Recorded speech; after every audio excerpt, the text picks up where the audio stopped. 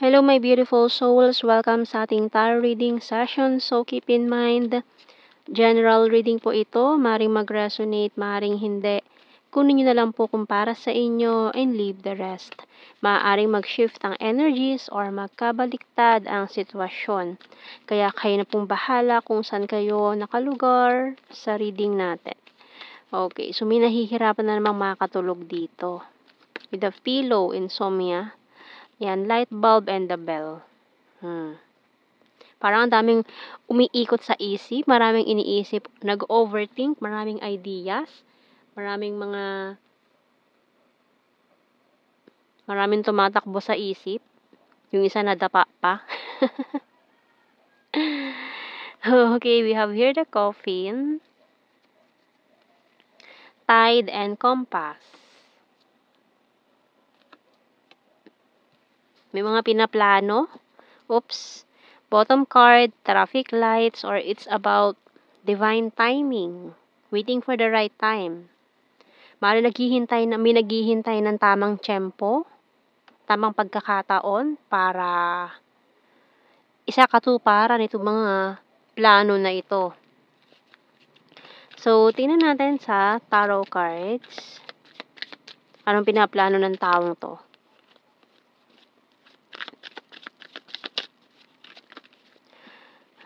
Wow, the Strength card and 10 of Cups.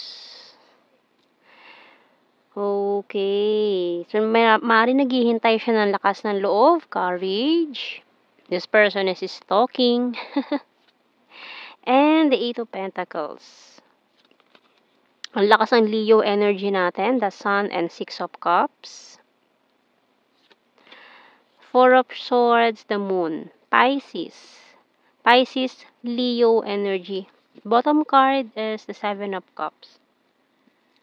So, ang dami niyang gustong gawin, hindi niya alam kung anong uunahin niya. Marami siyang pinaplano, hindi rin niya alam kung anong uunahin niya doon, kung anong gagawin niya. Ayan, so naguguluhan, confused. Tignan natin anong message ng Archangels. Peace by Archangel Chamuel. Peace comes from remembering that only love is real. So, siguro na-realize niya ngayon na totoo yung nararamdaman niya sa'yo. Pero parang matagal na tong maaaring natali siya sa isang wrong relationship. And itong compass natin dito, maaaring tinuturo yung mga landas pabalik sa'yo or yung right path para sa kanya is parang isa doon sa mga right path na yon ay balikan ka. So, tingnan natin the hidden truth, oracle cards. I bury myself in work to forget you, pero hindi nag-work out to, namimiss ka niya. I know that I crossed the line with you. I know I was a distraction from your pain. I'm not available. Ayun na nga.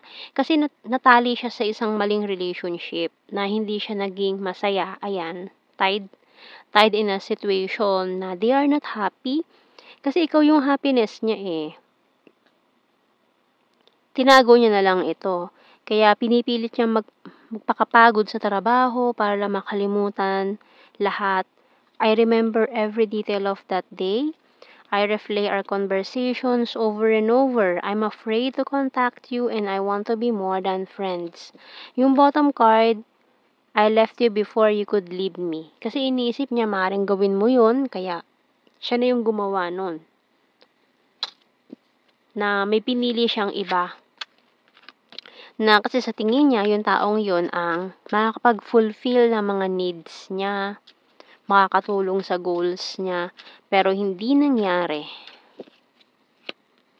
I hate my pride and ego. You're my twin flame, so may twin flame energy tayo. Ayun, no? Talaga may hindi makakatulog dito. Can't sleep thinking of you all night long. Can you forgive me? Ayun, no? Talaga confirmation na this person is missing you, hindi makakatulog. I regret rejecting you. You complete me and mana is important. Bottom card, tired and need rest.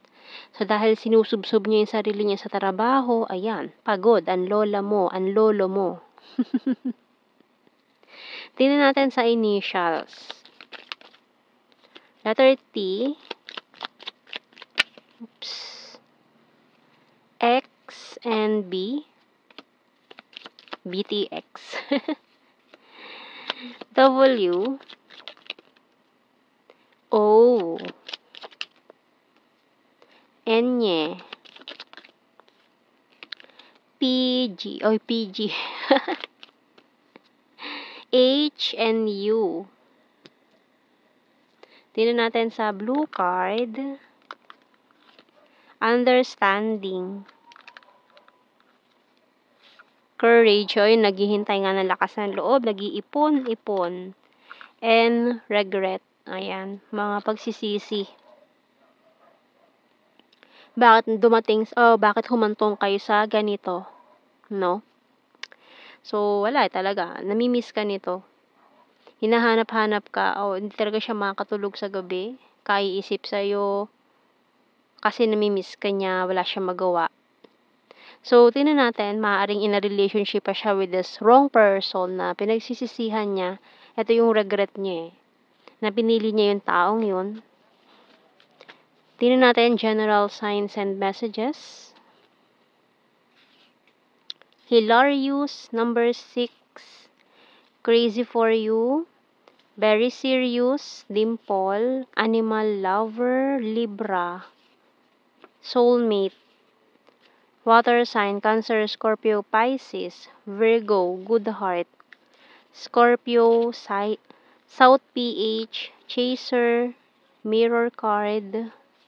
Smart, has a dirty sense of humor, February, gorgeous, intelligent, skin tag, green-minded, trustworthy, Taurus, August, travel, air sign, Gemini, Libra, Aquarius, mountain card, long distance, January, Wands is fire sign, Aries, Leo, Sagittarius, high expectations, Mindanao, fantastic friend, and the future lover. Ooh.